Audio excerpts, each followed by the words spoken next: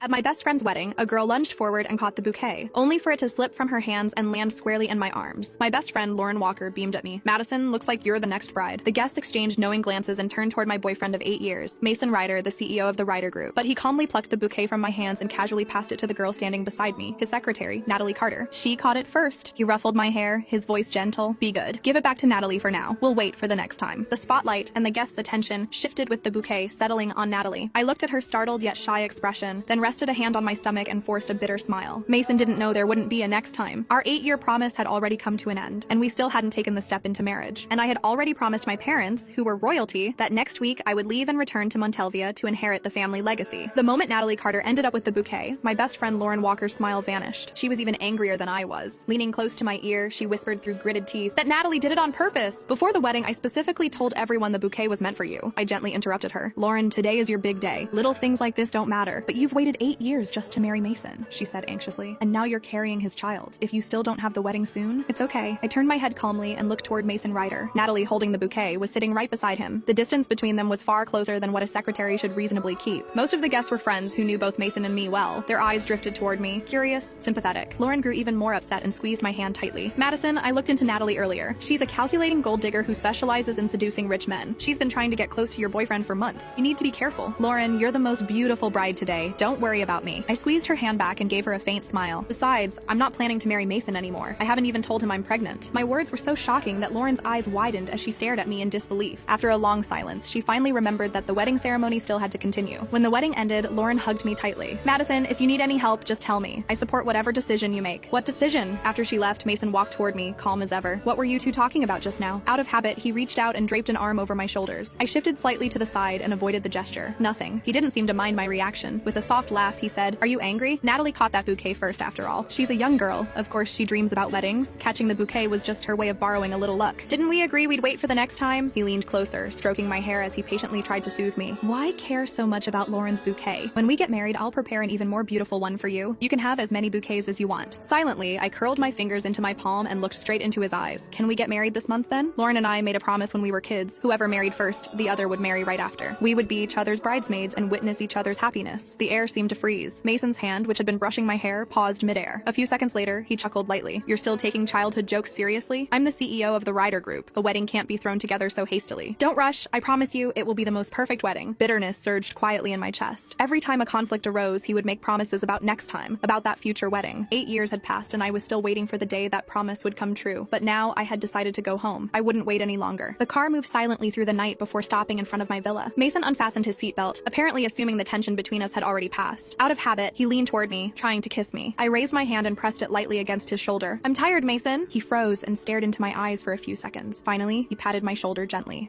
Being a bridesmaid is tiring. Get some rest. Natalie said she couldn't get a taxi and is still at the venue. I'll go back and pick her up. It wouldn't be safe to leave her there alone." I nodded calmly, but Mason didn't move right away. He seemed to be waiting for me to respond the way I usually did, telling him to drive safely or complaining that he was leaving me home alone so late at night. But instead, I simply opened the car door and stepped out. Watching the car drive away into the distance, I wiped the tears that stung my eyes and dialed my parents in Montelvia. "Mom, Dad, I agreed to fulfill the marriage arrangement and marry Devin Ryder." When my parents learned that I was pregnant, they were overjoyed. They said the child was a descendant of the royal family. They would never allow him to carry the stigma of being an illegitimate child. He would be given the best future possible. They also told me that Devin had already prepared several wedding plans for me to choose from. I booked a flight for 3 days later. After returning to the villa, I began clearing out the bedroom drawers, years of keepsakes I had carefully saved, the love letters Mason had written to me, and the photos we had taken together. By the time I finished packing my luggage, Mason came home. "You're still up this late?" His gaze swept over the messy closet and the suitcase beside it. His tone was relaxed. "Why are you suddenly sorting through clothes and organizing the closet? Going on a trip?" I didn't answer his question. Instead, I asked calmly, "Did you take Natalie home?" "Yeah, her apartment's pretty remote. It really is hard to get a taxi there." "Oh." I lowered my head and turned to leave. The next second, Mason wrapped his arms around me from behind. The rose perfume clinging to him made me feel slightly nauseous. It was Natalie's scent. Instinctively, I pushed him away. His body stiffened. He looked at me for 2 seconds, then let out a laugh. "You're still mad about the bouquet? Don't be so petty." He stood up, loosening his tie, his tone helpless, like he was coaxing a child. "All right, I'll order you a bigger bouquet tomorrow. Let's wash up and get some sleep. I've got a meeting in the morning." With that, he headed toward the bathroom. I watched his back and said softly, "I promised my parents I'd return to Montelvia to get married in a week." Mason's hand froze on the bathroom doorknob. When he turned back, his patience had clearly run out. His brows knit together in irritation. "Madison, stop making trouble. I told you, I'm the CEO. I can't just impulsively throw together a wedding without any planning. Marriage is something between the two of us. We can't rush into it just because of some promise you made with your best friend." Then, I took a deep breath, holding on to the last thread of hope. "If I were pregnant, would you give me and the baby a home?" His expression faltered for a moment. Then he lifted a hand and pressed his fingers to his temple. A wedding and having a child are both major life events. I want everything to happen according to plan. Madison, the Ryder Group has many important projects right now. This is a critical stage in my career. Getting married at this moment would only distract me and disrupt all my plans. So don't use pregnancy as an excuse. I want to welcome the child when everything is properly prepared. His words fell like stones, each one crashing heavily into my heart. The pain was unbearable. In that moment, I decided to put away every last expectation I had. Seeing my reddened eyes, Mason sighed, his expression softening. Just wait one more year. Once my career stabilizes, Before he could finish yet another promise, the ringing of his phone interrupted him. On the call, Natalie told him there was an urgent issue with a project. Everyone needed to gather immediately for a meeting. After hanging up, Mason left. He took his luggage with him and never came back. Perhaps my sudden talk of marriage had made him feel suffocated. The company had simply given him the perfect excuse to move out and avoid my pressure. What he didn't know was that by the time he returned, I would probably already be back in Montelvia. In the days before my departure, I quietly took care of everything that needed to be done. I sold the house we had lived in together at a reduced price. On the day I handed the keys to the real estate agent, I discovered a stack of project documents from Mason's company in the study. After hesitating for a moment, I decided to deliver them to him. Just as I reached the door of his office, I heard laughter and conversation coming from inside. Not only were Natalie and Mason there, but so were a few of his close friends. I was about to knock when one of them spoke. Mason, the others already know you and Madison argued at the wedding. They've been secretly asking me if the two of you broke up. Natalie caught sight of me standing at the doorway. Her voice sounded apologetic, but the look she gave me was openly provocative. Mason, it's all my fault. It was my first time attending a wedding, so I didn't know the customs. I shouldn't have grabbed the bouquet and caused a fight between you and Madison. Mason's voice followed. It has nothing to do with you. Madison's just being petty. One of his friends began to tease him, testing the waters. Mason, are you serious this time? You even moved out. Are you planning to break up with Madison and get together with Natalie? Mason paused. When he spoke again, his voice carried a hint of coldness. What nonsense are you talking about? I love Madison. How could I possibly break up with her? I moved out because I want her to reflect on herself. She can't keep acting so possessive all the time. Mason didn't notice the flash of jealousy that crossed Natalie's face. When she's done reflecting, I'll move back home. His assistant spoke cautiously, his tone hesitant. Mr. Ryder, are you really going to keep giving Ms. Blake the cold shoulder? Yesterday I saw Ms. Walker buying a dress. I even heard her tell the sales clerk that in a week she'd be a bridesmaid for her best friend. Her best friend? Isn't that Ms. Blake? The room fell silent. Mason's expression stiffened. A wedding without a groom? There's no such thing, he said. Normally I indulge her enough, but this time she needs to understand that I'm the CEO of the Ryder Group. Not everything can go her way. She can't make every decision. I gently set the documents down on the floor outside the door. Then I turned and walked away without looking back. The next day, carrying my luggage, I boarded a plane bound for Montelvia. The moment the plane lifted through the clouds, I switched off my phone and looked down at the city growing smaller beneath me. 8 years. 8 years of waiting for promises that never arrived. 8 years of believing that if I loved him enough, supported him enough, sacrificed enough, eventually I would become his wife. Now it was over. I rested a hand on my stomach and whispered softly, "Mommy's taking you home." Meanwhile, at Ryder Group headquarters, Mason was in the middle of a meeting. His phone buzzed. Lauren Walker. He frowned and declined the call. A second later, she called again. And again.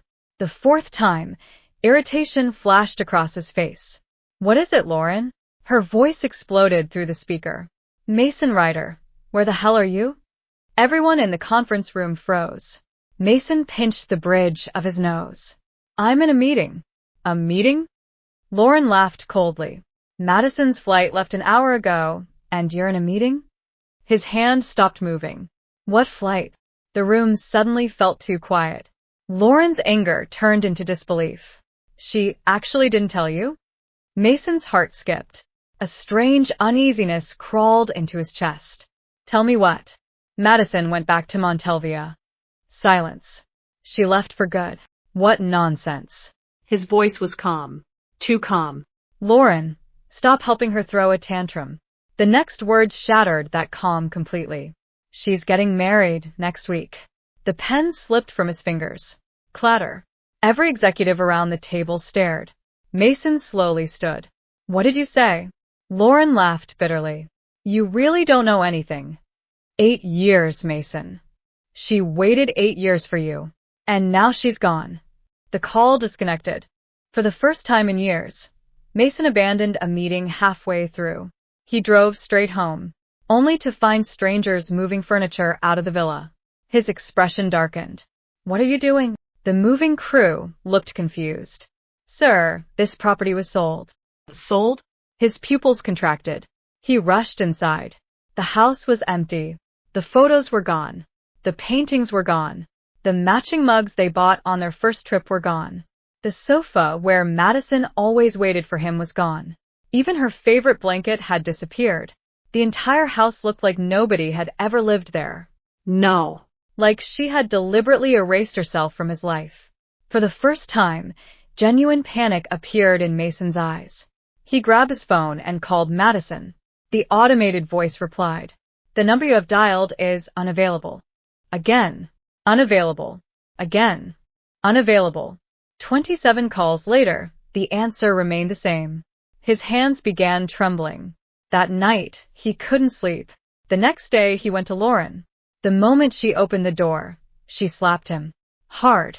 The sound echoed through the hallway. Mason didn't dodge. Didn't even react. "Where is she?" Lauren nearly laughed. "Now you care?" "Where is Madison?" His voice cracked. Lauren froze. This was the first time she had ever seen Mason lose control. "You don't deserve to know." "Lauren." His eyes were bloodshot. Please. The word shocked her. Mason Ryder had never begged anyone. Not once. But Lauren only shook her head. "When Madison told you she wanted marriage, you said she was making trouble. When she asked about having a child, you told her not to use pregnancy as an excuse. When she begged you one last time, you moved out." Each sentence struck harder than a knife. Then Lauren delivered the final blow. "Did you know she was pregnant?" Mason's face turned white. "What?" Lauren stared. "You didn't know." The realization hit her. He never told you. Mason felt as though the ground had disappeared beneath him. Pregnant. Madison had been pregnant. His child. And he had told her not to use pregnancy as an excuse. For the next week, Mason became obsessed. He searched every airport record he could access. Every contact. Every connection. But Montalvia was a royal state with strict privacy protections. Madison's information had already been sealed. No matter how much money he spent, he couldn't find her. Then the wedding invitations arrived. One was delivered directly to Ryder Group. The envelope was white and gold. Elegant. Royal. Inside was a photograph. Madison wore a diamond crown. A wedding gown worth more than some companies. Beside her stood a tall man in military uniform. Handsome. Noble. Protective. Prince Devon. Future King of Montalvia. At the bottom was a single sentence. "We warmly invite you to witness the marriage of Crown Princess Madison Blake and Prince Devon Blake Ryder." Mason stared at the invitation for a very long time. Then he noticed something else. A small ultrasound photo tucked inside. No message. No explanation. Just the image. Their child. The child he had rejected before, even knowing existed. Something inside him finally broke. On the day of the wedding, Montalvia's capital was covered in flowers. Millions watched the broadcast. Madison stood beneath the cathedral's stained glass ceiling. Radiant. Peaceful. Happy. For the first time in years. Devon looked at her with undisguised devotion. The kind of devotion Mason had always promised but never truly given. When the priest asked, "Do you accept this man as your husband?" Madison smiled. "I do." Far away, in a dark office, Mason watched the live stream. Every word felt like a knife. Every smile felt like punishment. When Devon placed the ring on her finger, Mason finally lowered his head. His shoulders shook. The mighty CEO who had conquered the business world sat alone in an empty office and cried. Because only now did he understand. She had never been asking for too much. She had only been asking for him. And he had spent 8 years teaching her how to leave. The ceremony ended. The cameras captured one final image. Madison standing on the palace balcony beside her husband. One hand resting gently over her growing stomach. Sunlight shining across her face. A future ahead of her. A family. A kingdom. A life that no longer included Mason Ryder. And for the first time since boarding that plane, she never looked back.